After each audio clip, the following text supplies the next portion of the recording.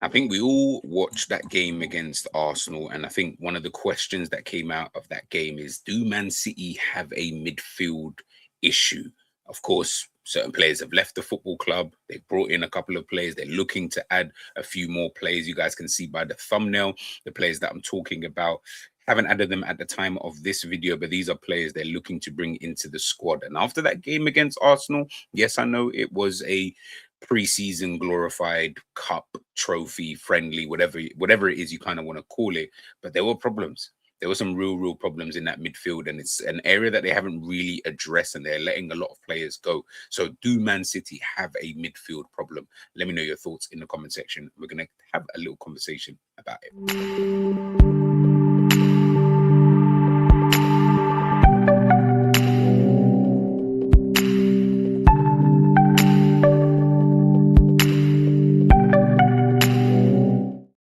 So as I said, man, listen, it's so difficult because you're not trying to just take one game as like gospel, right? And ultimately, it is only just a charity shield game, community shield, whatever it's called now. It's one of those things, right? So I'm not trying to blow this overboard, but I do think it's an area of the pitch that I look at with Manchester City, and I thought about it, prior to, this game, and again, those questions are coming about. I was hoping in the game that I would probably, potentially see something a little bit different from the way that Maresca wants, obviously, Manchester City to play. And maybe that might show us, okay, you know what? It doesn't matter that they haven't got X, Y, and Z, because this is the way that they want to play. And if they bring in X and Y type of player, then perfect. We can just kind of move from there. But, watching that game, watching the performances, and again, I'm not even judging them based on that performance. We don't do that here, but it was just more structurally, it doesn't even look right. So I'm just wondering what that then looks like moving forward. Again, depending on the type of players that they go out there and potentially, sign. And I mean, big miss, Rodri not being there, but also the fact that he is your best midfielder, but he's also the conductor. He's also the tempo setter. He's also the controller. He's also the leader in that midfield. I think those are the things that you're missing, or you're going to miss, regardless of who you sign. There's not another midfielder better than Rodri that they're going to sign. I don't think there's another midfielder that they're going to be able to sign, in the summer window that's going to kind of replace that. Now, on the other side, and as I always kind of say, even with Liverpool, ultimately, it's not about finding another Rodri. At the end of the day, there is only one of him. This is why he is who he is. So it's not about, we need to find another Rodri and we need that. It doesn't need to be that. You just need to be able to find the right player for the system. As I said, that Maresca obviously, wants to play, whether it's he needs a midfielder that can help with the build-up play, whether he needs a midfielder who can conduct the play, whether he needs a midfielder who can, control the tempo, who, he needs a midfielder that might be a little bit more physical, whatever it is that Maresca needs. Once you get that profile, I think Maresca is a good enough manager in order to maybe offset the fact that Rodri is obviously, leaving the football club. But listen, make no mistakes, it is going to be an absolutely massive miss for Manchester City. Considering, that they've, KDB, Kevin De Bruyne, KDB, Bernardo Silva and Rodri, all kind of leaving Manchester City. And you're talking about three of arguably the best players in their positions that we've seen throughout the Premier League years, kind of thing, especially of their generation, easily the best.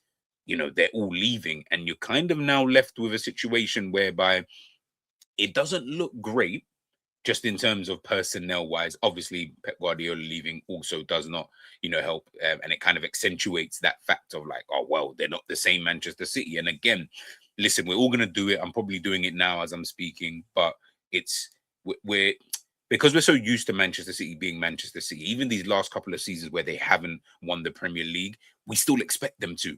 There's still that, oh, it's Manchester City, they'll do it, blah, blah, blah. It is what it is. They'll, last season when we thought that Arsenal were falling through the cracks, we were all thinking, oh my goodness, like it's just going to happen because it's Man City, it's Pep, they've got Rodri, they've got Haaland, they've got Bernardo Silva, like they've still got the players there. And ultimately, we've kind of, I feel, entered into this new kind of phase now with Manchester City. And as I mentioned, with those players, listen, legends of the football club, brilliant players, some of the best players I've ever seen play, in the Premier League, but they're gone now.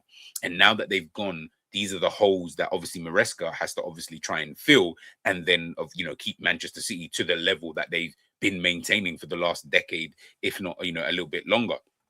Obviously, the first player, that they've already got through the door cost 116, was it 116 million?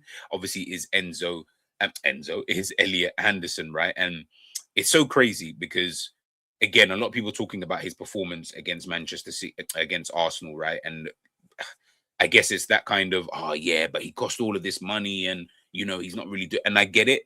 For me, he's more like he's like a two-way kind of player. He can receive the ball, he can turn forward, he can carry the ball through midfield when he does get on a run. He's physical. And I think for me, when I was looking at Pep Guardiola last season, that was actually one of the things that I looked at and I was like, oh, okay, cool.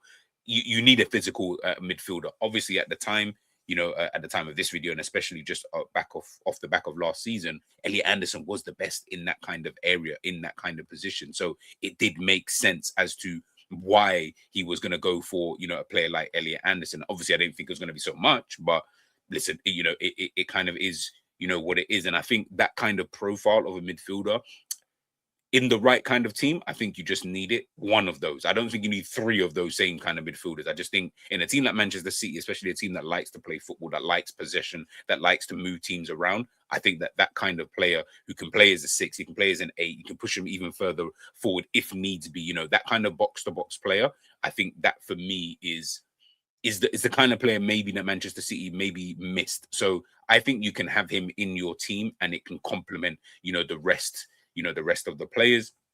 Obviously, another player who, again, at the time of this video, hasn't officially signed, but it does look like he will be joining Manchester City, and he will be joining them straight away. I think there was talk about him potentially staying on loan, at Lille, and then, coming at a later date. But it looks like, he's going to come. And I think, again, you're looking at a midfielder like Bouaddi, and I think he's very calm. He's very composed on the ball. He doesn't look like he's a player who panics, especially when he's operating in tight spaces. Is he the best? Is he? Obviously, he's not of no elite level or anything like that. And it is quite intriguing that they are going for him. I'm wondering, does that mean he's a player that they believe is going to start immediately, for them? Again, I don't really know. Can he start? I think he can start, but I think it's going to take some time, for him, because the intensity, again, of the Premier League is a lot different than, well, no, let me not say a lot different. It probably is a little bit more similar to League, but it's still not of the same kind of intensity level anyway, in my personal opinion. So I do think he's going to have to just come in and get potentially used to that. But again, he is a player who, can play in that DM position, can play as a central midfielder. I won't say he can play further forward, if I'm being totally honest with you, but I do think he can play in those kind of areas. Again, City are a team that move around quite a lot, and someone like Bouaddi who can manipulate the ball away from pressure. He can use those kind of little double touches or changes of directions to escape, before then trying to connect the midfield with the attack. And then when he doesn't have the ball, he seems like a player who can read danger, intercepts, he competes in duels. He seems like that type of player that, again, complemented with having an Elliot Anderson. But I'm saying Elliot Anderson, you still got Kovacic, you still got, Nico as well. So you've still got other players, but these are the players I'm just kind of basing it, in terms of the players that they played, on the weekend. And if you're trying to bring these kind of players in, I'm going to assume that they would be more relied upon as starters, more than anything else, right? So that's, again, where I'm looking at someone like a Bouaddi. And again, Manchester City fans, I want you guys to tell me, do you think that that's a player who can then come into your team and he adds to the midfield? When I say add, I don't just mean he adds his qualities. Yeah, any player, literally, even a player in League 2 can add to the quality of your team. I'm not talking about that. I just mean, do you think it makes sense for him to come in? Do you need that type of profile? I'm not saying yes or no. I think he's a good player. I think he's a young player, still not, I would say, necessarily ready to compete at that top level. But again, how would we know until, we kind of see him, in action? And the last midfielder, obviously, is Enzo Fernández. And I think this one's more of an interesting one because I like Enzo Fernández, not for the price, but I like him, as a player, right? He's an interesting kind of profile. I call him a box-to-box 8. Chelsea fans probably would disagree. They've watched him a lot more than I have, but that's the role that I see him as. He's not a 6. He's not just an 8, and he ain't a 10. So I do look at him as he is a box-to-box 8. He isn't no destroyer. He isn't somebody that I would be comfortable leaving like isolated in a lone 6 position because I don't think he can cover. But again, there's not many players out there, who can cover. But if you put the kind of correct players around him, and suddenly you're starting to get one of the better connective players around, if I'm being totally honest with you. He will drop all the way into that kind of first phase, of build up to receive. He will then move forward into those kind of half spaces. He can switch play, he can break lines, he can play over a press and then arrive around the penalty area himself. So I look at him, the relationship obviously with Enzo Maresca, obviously being at Chelsea, his captain, during that period of time. He is a player who can control, he can connect phases pretty well. He gets defenders into midfielders into attackers, and then he keeps moving to become another option. Again, he isn't someone who's very static, which is what I like anyway about Enzo Fernández. So I don't look at him as, oh yeah, he's just coming in as a direct replacement for Rodri. I think when you're talking about a player of Rodri's kind of level, you're almost having to say, you know what, we're actually going to have to replace him with 3 players as opposed to just the one, kind of thing, because of how good he is. And it is just one of those kind of things, right?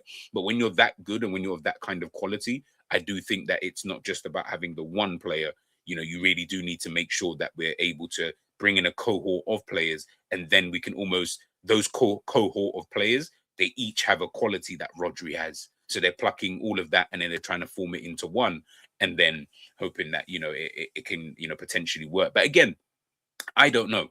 I'm just kind of guessing more than anything else when it does come to Manchester City, because as I said before, that performance was really, really bad. And I'm not trying to just go off of that one performance, but ultimately, curtain raiser of the season, it didn't really bode well. And then I am looking, especially, all the news and stuff like that. And I am sitting there thinking, for me, there are other areas of the team that I do think you need to sort out as well. I mean, I look at those winger options and I don't really feel that those are not really too great in my personal opinion. So again, these are the little kind of things that, Manchester City are still Manchester City at the end of the day. They're still one of the better teams, in the country, in my personal opinion. So, it's going to take some time, but listen, if they click and they can get it right, you're talking about a title charge, kind of thing, potentially latter stages of the Champions League. But they do have a problem.